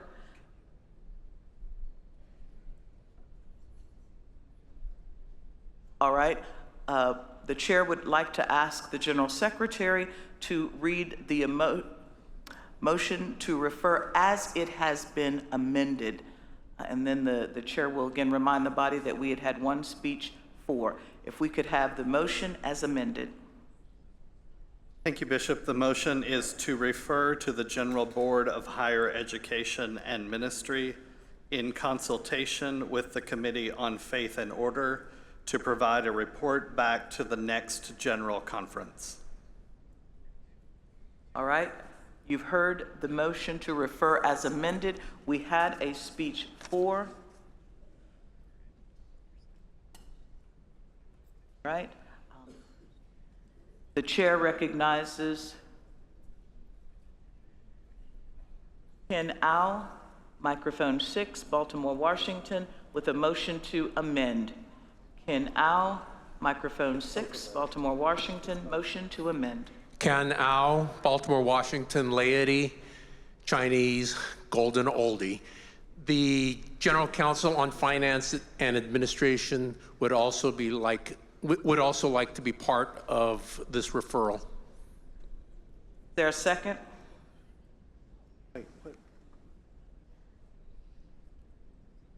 There's no second. Fine. Thank you. We are back on the motion to refer. All right, there was already a speech for. The chair's looking for a speech against. All right, seeing none, the chair then recognizes Jan Nelson, microphone 5, Oregon, Idaho, Jan Nelson with a speech for, microphone 5.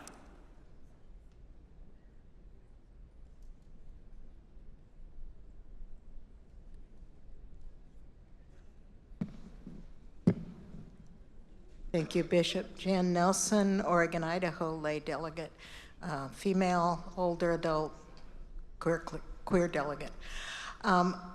I am speaking in favor of referral. I've been in favor of considering term limits. I think it's time that we think about that for bishops. But I'm remembering that this is all about the U.S. The central conferences deal with this in other ways.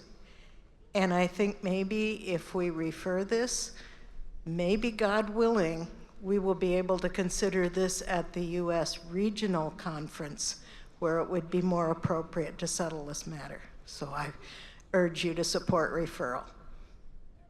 All right, thank you.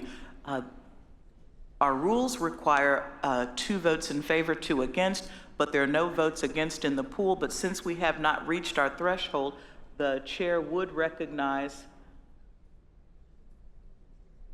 All right, there's just been others to enter the pool. The chair would recognize Mark Holland, Great Plains Conference, with a point of information or inquiry, microphone 4. Delegate Holland, if you could come and have your question prepared. Microphone 4. Yes, Bishop. Mark Holland, clergy, Great Plains. Can we have the Secretary of the General Conference tell us in announcements before dinner how many petitions we have left? Thank you. The chair recognizes the secretary. Oh, okay. All right, thank you. Before dinner, very good. Another point of inquiry or information, Delegate Don Taylor Storm, microphone 5, Eastern Pennsylvania. Delegate Taylor Storm. Thank you, Bishop. Dawn Taylor Storm, Eastern Pennsylvania, clergy, white, female, she, her. Bishop, I'm asking for a declaratory decision from the Judicial Council, if that's in order.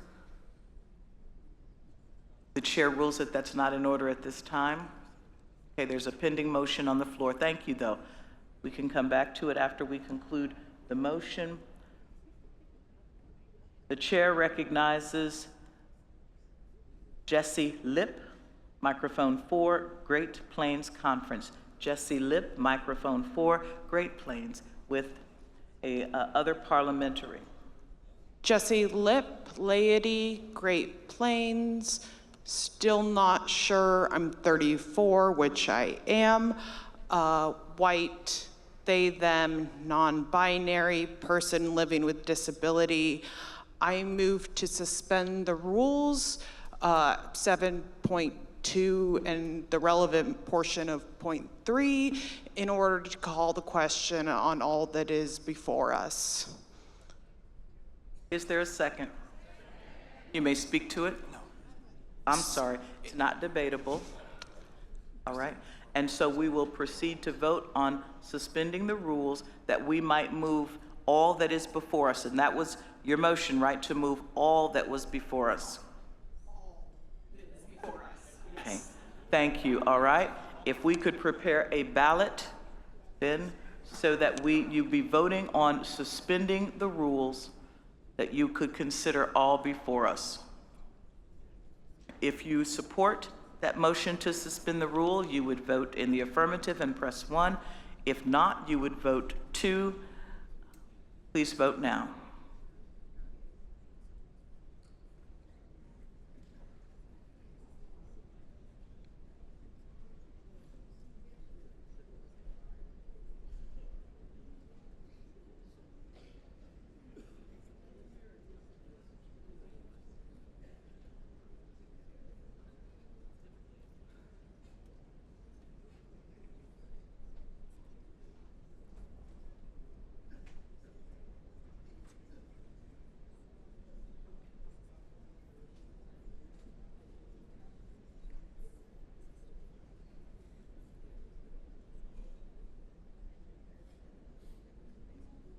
All right, not seeing any flags, believing everyone that's had an opportunity to vote has done so. All right, the ballot is closed. May we see the results? With 605 voting in the affirmative, 53 voting to the contrary, the motion to suspend the rules carries, and it was a motion to vote on everything that was before us. So we would now turn to vote on the motion to refer. You would be voting on the motion to refer. Do you need the secretary to read the motion to refer as amended to the body again? All right, I'm not hearing that you need that. If we could prepare a ballot to vote on the motion to refer calendar item 457 to the General Board of Higher Education and Ministry in consultation with the Committee on Faith and Order. If you would support that, you will vote in the affirmative. If not, you will vote no. Please vote now.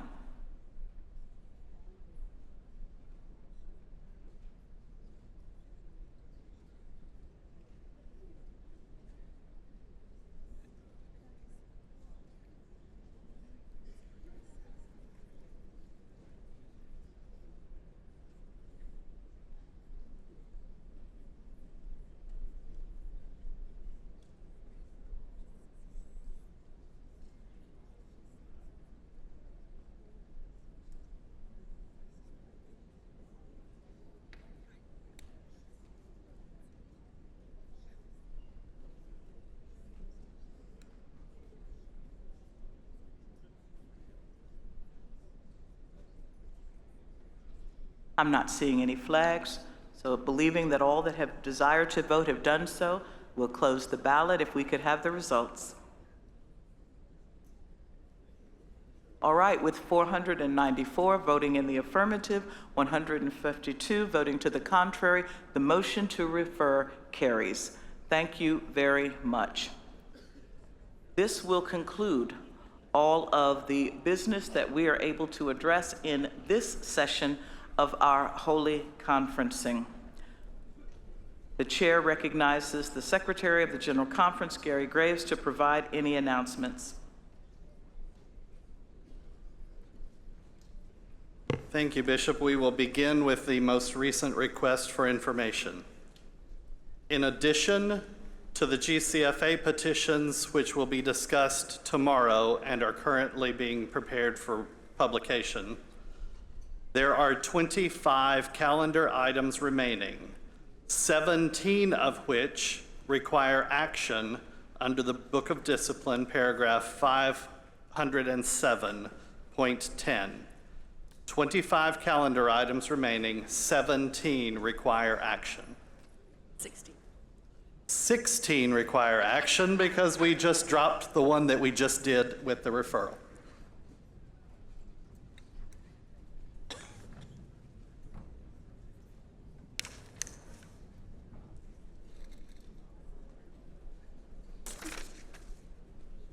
For those of you who are wondering how you will get back to an airport, I have been given a report that is being prepared and will be in tomorrow's DCA.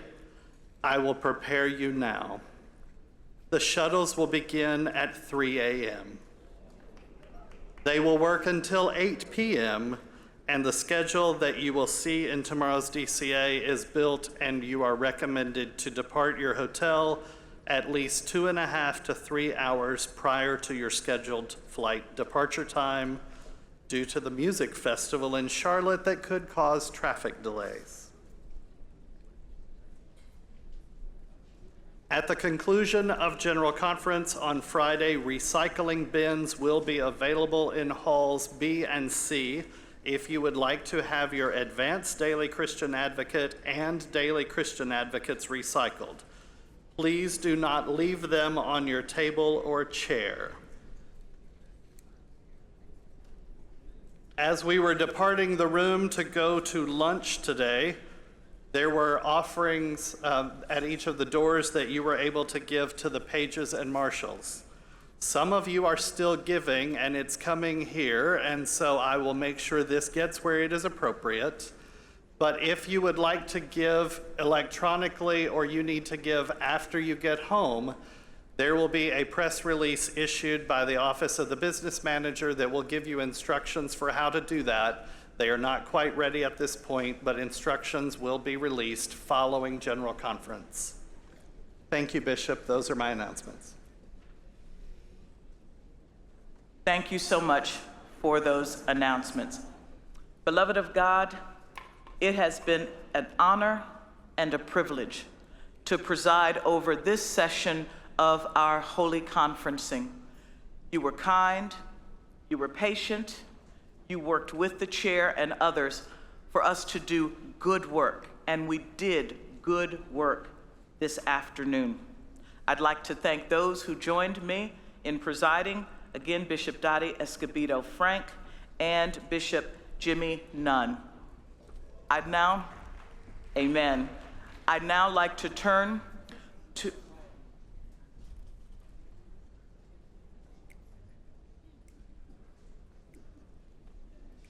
okay, I'm sorry, I see a flag, microphone 4.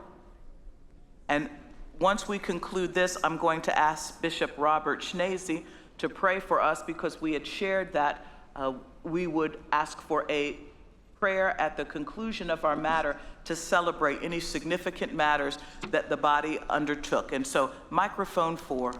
Bishop, my name is Reverend Andy Emmanuel, and I still rise for point of information to share with this body. There is a document that is being circulated online. Sir, I'm sorry, this is not in order. All matters before the body have been concluded, and so the chair hates to do it, but must inform you that you're out of order. Thank you. Thank you, Bishop. All right. Now turn to Bishop Robert Schnase to offer a prayer in celebration of the historic matters that were undertaken today on behalf of this General Conference. Let's pray. Be still and know that I am God.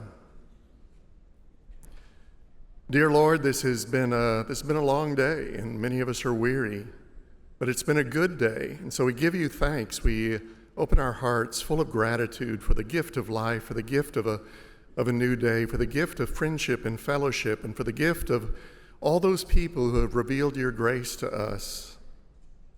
We thank you for the work that we've undertaken, and we pray that it has served your purposes for the upbuilding of the church and for a sharing of the grace of our Lord Jesus Christ. We give you thanks for the opportunity of reconnection with one another, of friendship and the relationships that are rekindled. Some of us have known each other, others in this room for many years, and we are graced by that. As we remembered our missionaries, as we lifted up various ministries that extend your love to people all over the world, as we think about and praise you for this unity of spirit and for the grace of these last couple of days.